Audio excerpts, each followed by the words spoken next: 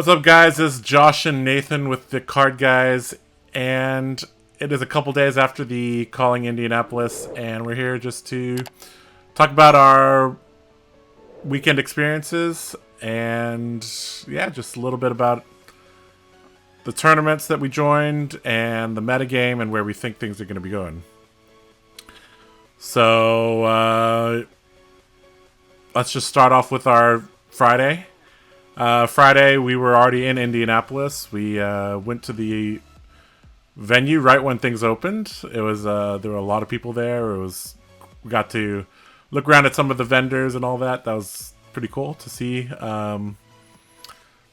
The venue was gigantic and like it was divided into two areas. Because there was a lot of MTG tournaments going on as well, so they kind of like had a half, and then the Flesh and Blood had a half.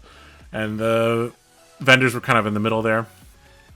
So yeah, Friday there were a lot of people. That's the first thing that I noticed was there was just a lot of people, which was great to see. And especially because most people don't show up till the second day for the main event. But there was actually, what was the final number? Like 54, 64. I think there were. Teams for the... I think there was 56 Blitz teams, which is quite a bit higher than I thought because. Yeah. When we originally signed up, we were like the 11th team. And it was like a couple days before. I'm like, I don't know, man. If this doesn't get that many people, I'm like, huh. I was like, well, I mean, we'll join anyways, right? But, yeah, it turned out there were like 56 teams of 3, which is just an insane amount of people. So that was really cool. So that's like 170 people. Yeah. Pretty good showing. Something like that, yeah. So we decided. So the format for that was 3v3 team blitz. You cannot repeat heroes on your team. However, you can repeat classes on your team. And this is the first blitz event of the Everfest season. So the metagame was pretty fresh. We weren't exactly sure what we were going to see. We weren't exactly sure about. We weren't even that sure what we were going to play until a couple days before. But we did some testing with a couple decks, and we went with Dorinthia, Kasai, and Viserai as our team trio. So I took Dorinthia, Nathan took Kasai, and Alex, who's not here, he had to do some things, unfortunately. So he was on Viserai, and so yeah, we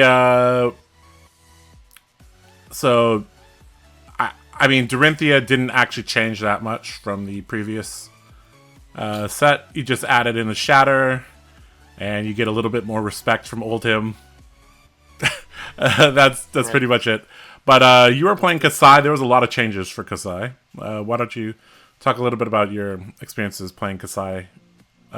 Yeah, so basically, Josh is more of the blitz expert than I am. So a couple weeks before the event, he was, I was kind of just bouncing ideas off him on what to bring to the tournament because I originally played Viserai and CC, and he was like, "Well, Kasai's really good." So I was like, "Okay, I'll take your word for it."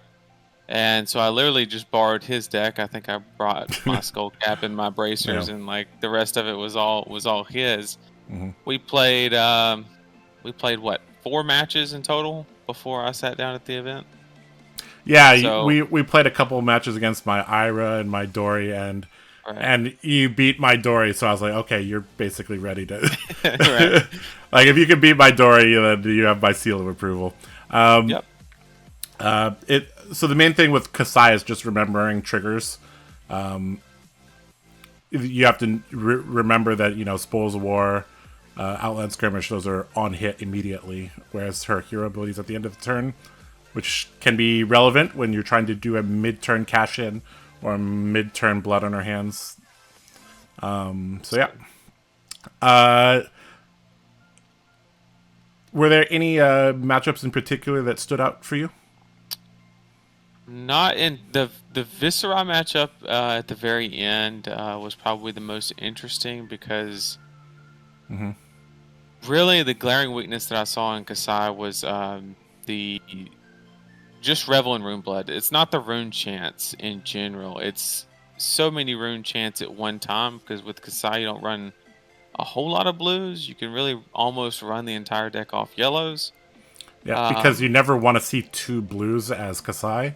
And in fact, you're totally fine to see a single yellow. You don't actually need a blue to function. So the deck was actually running, I believe, 12 blues. So, about 70% to have one, roughly. Right. And the match that I played, he resolved both Revels. Mm-hmm. And I think in that situation, I think it's just about unwinnable. Right. It got so much damage. Mm-hmm. Yeah, I also had a lot of trouble dealing with Viscera as Dorinthia. There was a game where I was behind the whole time, basically, and barely squeaked it out, basically because he didn't draw very well.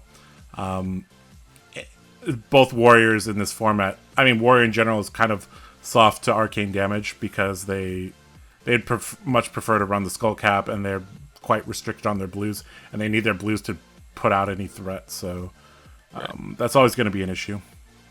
In terms of the metagame, what were we seeing at the top tables? It was all Viscera and Kasai from what I could see. Splashes of Dory, no Kano. I think AB5 kind of scared them out of the meta. There was a few, but we never saw one, I don't think. A little bit of Brute, actually. I played against a lot of Brute. Were you playing against the KO Brute, or are you playing against the Reinhardt Brute? It was 3 Reinhardt. Or the Levia Brute. Sorry, I forgot there's a no Levia. No okay. Levia. It was 3 Reinhardt, 1 KO. So that was kind of surprising. Didn't feel any different. It felt like just regular Brute matchup. Okay. Pretty manageable. But yeah. I saw roughly the same thing, but I would also put in there Oldhim. There were right. We ran into Oldhim in at least half of our matches. Yep. And that kind of is a little bit of it's a little bit trickier for Dorinthia to deal with than Kasai and Viscera, because you guys have a much higher burst turn than my deck had. Were there any notable? You already talked about how we didn't see much Kano. Is there any other hero that stood out that we didn't see that we were like, it's a little odd that we don't see them? I think we ran into one Benji, but we were kind of anticipating that going in. We were like, that's why we played every hero that we played had a full suit of armor to counter that. And we didn't see many Iras at the top table, which is a little bit. Yeah, well, I guess that is There are several reasons for that. I guess the main reason is that Ira is actually kind of slow, and like the Viscera deck just runs them over. Right. She's actually very soft to what I consider the top 3 heroes. Viscera is just so quick compared to her. Kasai is basically playing the same thing, except her swords are hitting for 2 instead of 1 and 2. And then Oldhim is just like a brick wall unless the Ira deck is built in such a way that they can take advantage of the second cycle. Right. That's a very, very difficult matchup. So because Oldhim, Kasai, and Viscera are very prevalent in the meta, we actually saw a giant decrease in Ira. So I don't even know if she's going to hit Living Legend status. Like, she's got pretty close to there, but it now seems like she's kind of just doesn't quite cut it. Like, she has a specialization, but I mean, nobody's really playing Whirling Mist Blossom, so yeah. Any other things you want to talk about for the Blitz section? I mean, just the fact that we went 6-0. We ended up taking it down. Great. That's we got some sweet playmats. That's great. Yep. Alex got a Shark Charmers playmat. I got a Revel one, and then you ended up getting a Slice and Dice. So. That's correct. Yeah, those look very nice. All around, it was a great way to start the weekend. Get that confidence in, get the nerves out, being a big event, and then we just hung out with the team, and then stay the calling. Yeah, the Blitz is actually kind of refreshing to me because it's like. Well, it's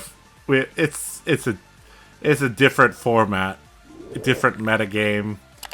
I get to play Dawnblade Dory, which basically can't be played in, In in CC. CC. So yeah, I'm a happy man when I play Blitz. Anyway, so that was a good start to the week. Let's talk about the Calling main event. So the Calling main event, there were approximately 450 people. And so the math worked out that there were going to be 12 rounds. There were going to be 7 on day 1, and there were going to be 5 rounds on day 2. X2 or better made day 2, and then X2 or better after day 2 would get top 8. X3 would cash. X4 and below would just get some ELO points, Right, yeah, basically. yeah, yeah. And then there was also Battle Hardened, so we'll talk about that a little bit later. So let's talk about our day 1. So how'd your day 1 go? What deck did you choose, and why did you choose that deck? So I ended up taking Viscera to the Calling, and the thought process behind that was I did not think it was straight out the gate. I'll openly admit I did not think it was the best deck to win the event. My thought process is the goal is the Pro Tour, and I'm anticipating something happening to Starvo, and I am predicting that Viscera will be the best deck in May. So therefore, my idea for the whole this month and last month was I'm gonna get as many good reps in with this deck as possible. That way, I'll have some type of advantage over the people that pivot to it later, if that actually happens. It may not, and it was a hindrance if that's the case. But I chose Viscera. Viscera is definitely one of those decks that really rewards an experienced pilot, especially in the mirror match. That's one of those. You said that you really love the mirror, and you think that that's a very skill-based mirror. Absolutely, a lot. I mean, there is a good few percentage points off of going first, right? But at the same time, the Viscera mirror, I think it comes down to who doesn't get greedy. And actually, takes the time to set something up and make a bigger turn. But. Yeah, that's something that we both talked about. That we noticed some players they just play hand to hand, whereas the really really strong players they try to set something up a little bit, especially in the mirror matchups. That you don't like unless you're really drawing back to back god hands. You generally have to set up a little bit, right? So yeah, talk about your day 1 results overall. Were there any notable matches? Did you have, how many did you win? How many did you lose? Who did you play against, etc.? Yeah, so first match was a Starvo. Pretty straightforward. He was on the more control-y build, so I didn't have any real big issue there. I just, that's just one of those matchups where OTK has a strong advantage. And then my second match, unfortunately, I ran into a chain, and he got 2 Art of Wars off in 3 turns. I had literally nothing. It was all reds one hand, all blues. Just nothing was working out that match, and I ended up losing my second round. You couldn't put enough pressure on him to counteract his aggro, basically. Well, my strategy for Viscera in the chain is if I win the die roll and go first, I go semi-OTK, and then I go tempo if I start with tempo by going second. Right. And I won the die roll and went first, and by turn 3, I had like 7 rune chance, which is not ideal. That's not where you want to be, right? Yeah, sure. And so round 3, I was like, okay, I'll just dust that off. I played against a Bolton. Out of all things, and I ended up there were 10 of them. Yeah, I ran into the Bolton, and he was running sabers into me, and he triple luminated me. And, that's pretty good. Yeah, and we survived. And why did you survive? Reaping Blade. Blade. That is a pretty spicy card. Right when we were leaving the hotel, we were talking about why it was in my deck, and I was on the edge of putting Crown of Dichotomy back into the deck, and if I would have done that, the day would have been vastly different. I would have lost that round. But we took that one down, and then we played another Starvo, then another Starvo, but they were actually on the more casino-y. And I just, Yeah, and I just managed the game well and took those down, and then I played at the very end. I played a Viscera mirror against one of the Georgia players that I know, and I barely squeaked that one out. And so I ended the first day at X1. I think I was ranked approximately like 20th or something like that. So on to day 2 for a decent pretty shot good. at doing something. Yep. Yep. X1 is definitely where you want to be on after day 1. Right. Or, I mean, X0 obviously, but that's only 3 people were X0, so I mean, that's asking for a lot. Over on my end, I took Bolton into battle this weekend.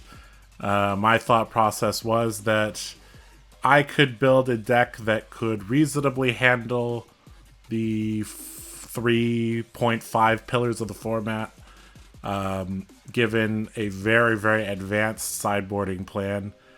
And none of my matchups were extremely good, but none of my matchups were extremely bad. So it would come down to skill and a little bit of luck in each match. So that's what I did. I took Bolton into battle. The notable game for me, I'm just gonna kind of gloss over it, but basically I played only the pillars day 1.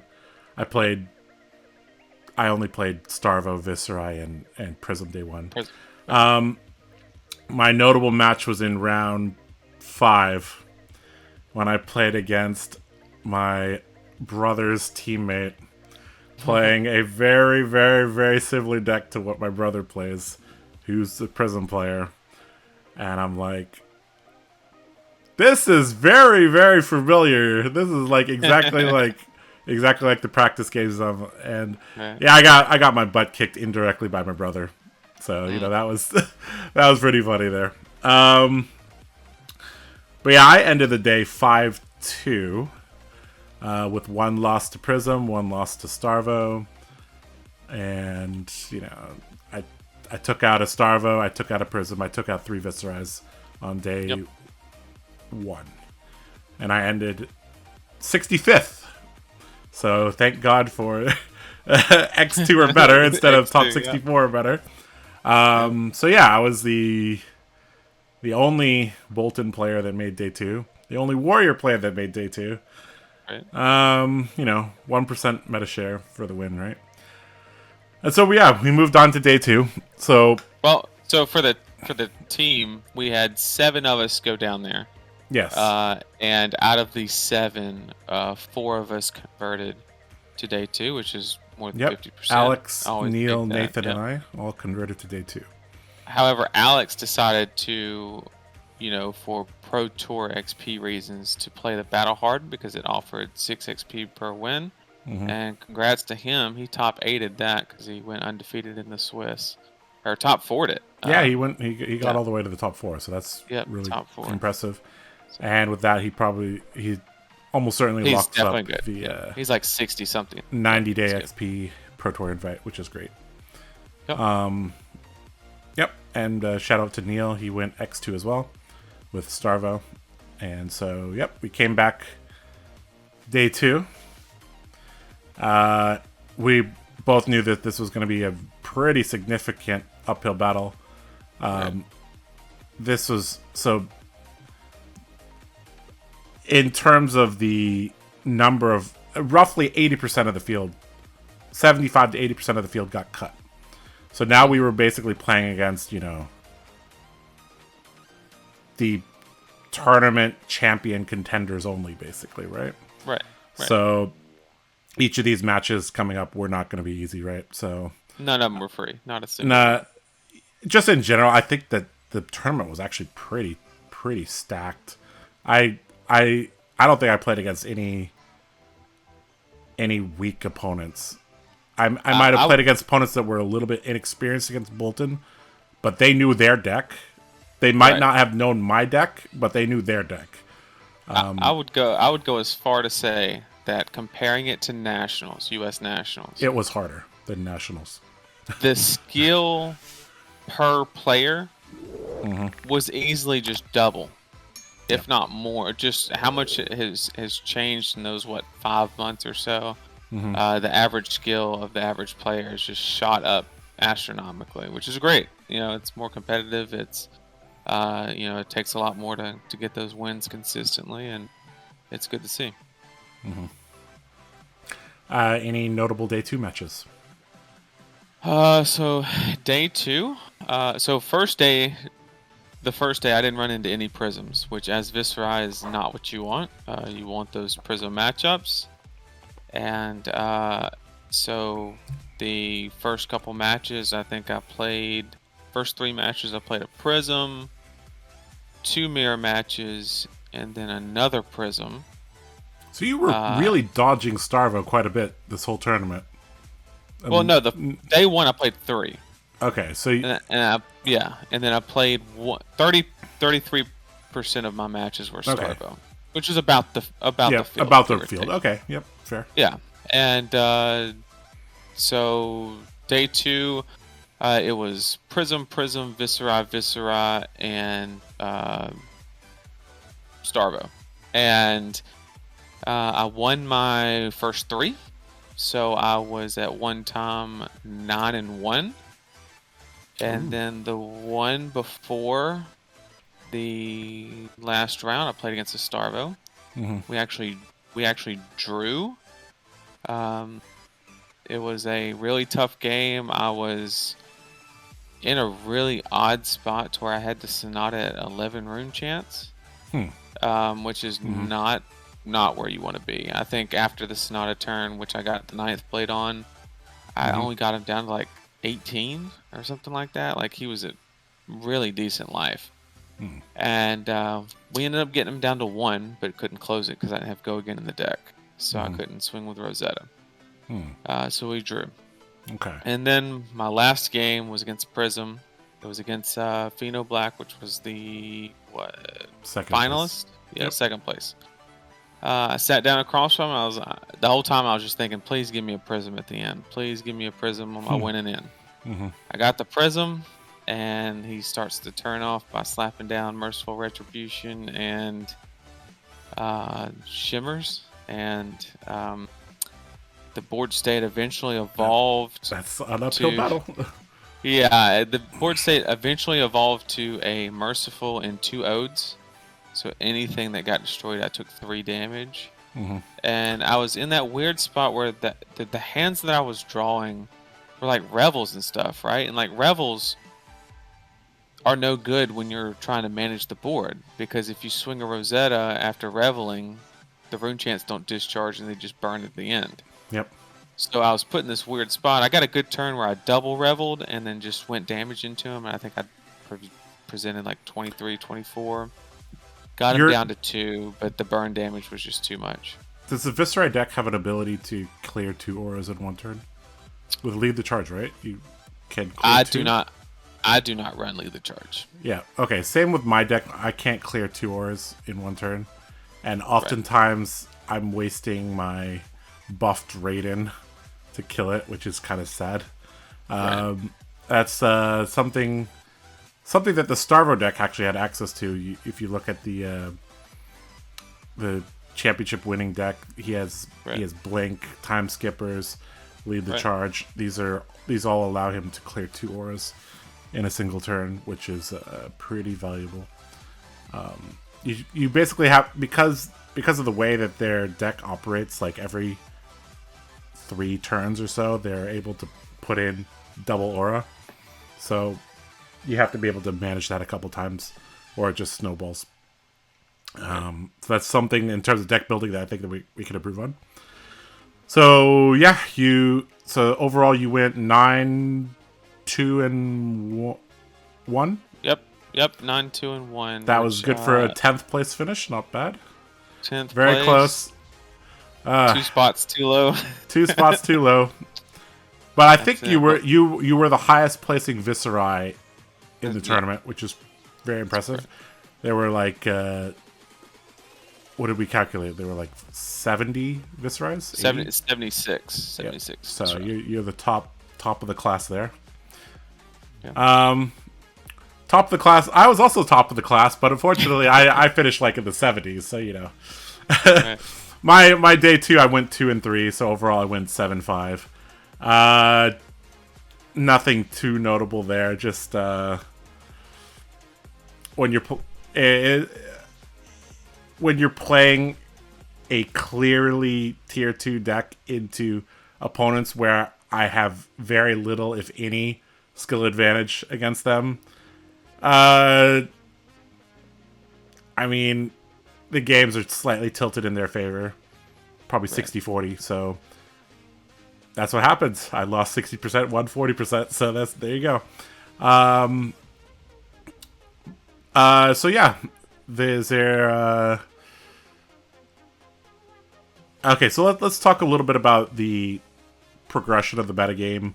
Did we see anything was there anything this weekend that surprised you, and where do we see things going forward? As far as CC goes, there was not a single surprise. I think we called it down to even the ratios of what percent heroes would be there. We thought that there's going to be a slight conversion from Starvos to Prism to counter that, and we thought Viscera'd stay the same, which is about what happened for ProQuest numbers. Yep, it was eerily close to the ProQuest numbers. Right. There's basically no change. And given the number of rounds, all the non-meta decks basically faded into oblivion, except for I think there was one Briar, one Kano, one Bolton, and these were all obviously ran by like the grandmasters of the class, so they squeaked in, right? But other than that, it was basically the 4 main classes plus Lexi. Right. Which is interesting to think, that we saw Ketsu fall off. I thought Ketsu had some shot at least convert. None of them converted to day 2, right?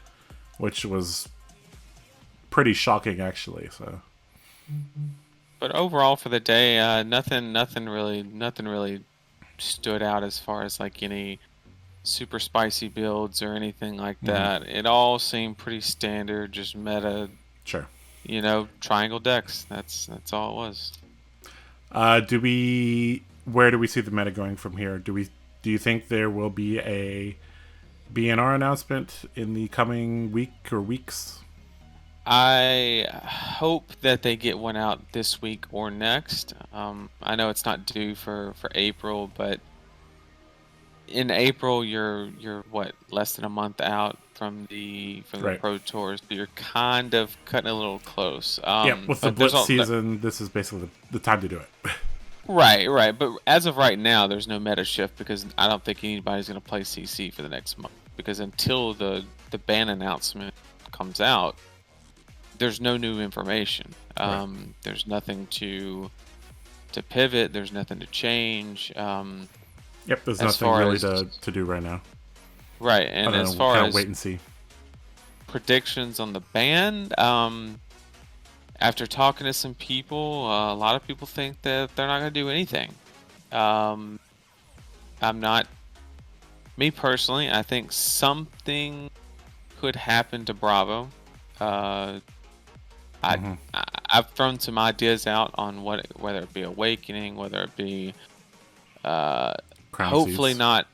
I mean, after thinking more about that, probably not, because that would basically just neuter the shield Rampart. Because then why would you ever pitch a card to block one? Here's the thing. I think Rampart is actually the crutch for bad players. A good player can get so much value out of Stalagmite. Yeah, it just depends on. Like a really good player can get like easily 15 block out of a Stalagmite if they do it at the right time. So. For sure.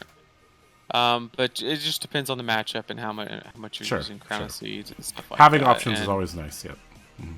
And but at the same time, the thing that I thought about was not what gets banned, but what happens after if some target. So everybody knows what's not the target, right? So typically when ban announcements come out, anything that's like the 3rd deck or lower is safe. right? There's no reason to come after the third best deck. The So Chain and second, Lexi, you get a pass for now. right, and even maybe Viscera. But my biggest, I think that if they hit Prism or Starvo or both, that Viscera will leap to the best deck. I mean, it won't even be a contest. If they hit him hard The enough. only thing holding Viscera back is Starvo. We kind of see that a Right. little bit in Blitz, that these aggro OTK Viscera decks is like just Right. doing 20 damage out of nowhere Yeah. on just a random 4-card hand. It's like, okay, well, their individual card power is extremely high. Right. Yeah. And I would not be surprised if Starvo got hit a little bit, maybe Prism lost an aura, and Viscera got hit in some way. But unfortunately, the only way that you could hit Viscera that would have any impact at all would be the Scaletta or Sonata, and if you do that, it basically almost defeats the purpose of playing Viscera. So it'd be interesting if they ever did anything to him. How would they manage that without just cutting his knees off, basically? Well, I guess we're kind of in a wait and see situation. We've been grinding very hard the last 4 or 5 weeks, so it is nice to take a little bit of a break, right? So, Right. Absolutely. we've been playing this format to death. Going to 5-6 pro quests, going to the Calling. Yeah. So we're kind of like, all right, we've had enough of this for now. Let's sleeve up our 52 cards and play a little bit of Blitz and take a little bit of a rest. So yeah, I mean we're coming up to about 30 minutes now, a little bit over. So I guess we could just wrap things up here. Is there anything else that you wanted to say or talk about? Yeah, just a shout out to the community. It was really, that was my second big event that I've ever been to. And this is including any card game ever. This is technically my first card game I've ever played. And Nationals was the first time I went to an event that had more than 30 people in it. And this is my second one, and I just want to shout out, just the community in general. There was, never a moment that, that I wasn't enjoying, whether it be playing the game, people were friendly. I'm the type of player that likes to throw a little banter back and forth, joke around a little bit, and people would receive that Same. well. And I played a little mini game with my opponents whenever I had soul food and I was gonna play it. I put it on. I put it kind of horizontally on my playmat. I'm like, I'm about to play a spicy card. Could you guess what this is? And none of them guessed what it was. I was like, nope, it's not belittle. Nope. Wow. Yeah. I'm like, it's soul food. Nom nom nom nom nom. That's it. So yeah, I think playing this game in real life is really quite a pleasure. And one of the good things about playing the game in real life is that you can challenge us and win one of these fantastic poker chips. So if you haven't watched our poker chip challenge chip video, that's on the channel. Go watch that. Find some more information about that. Collect them all if you can. This Blitz season will be a good opportunity to get some, I think. Yep. The card guys will be, at a few of the Blitz skirmishes. So yeah.